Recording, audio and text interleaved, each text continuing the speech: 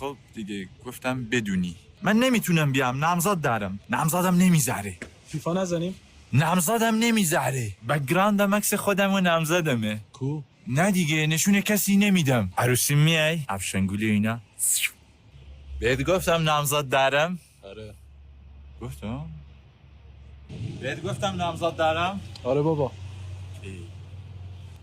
نامزده رو گفتی. سلام. سلام. نشناختیش؟ نه کی بود؟ رفیقت بود.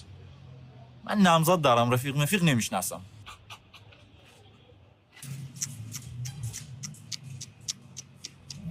چرا دیشب بهم شب بخیر نگفتی؟ عسلم. از من ناراحتی؟ عسلم. چرا اینجوری میگی؟ آخه عسلمه. یه شعر واسه نامزدم سرودم، ببین خوبه؟ رفیق بی کلک مادر، ولی نامزد یه چیز دیگه است. بریم پیتزا بخوریم؟ نه. تو که پیتزا دوست داشتی.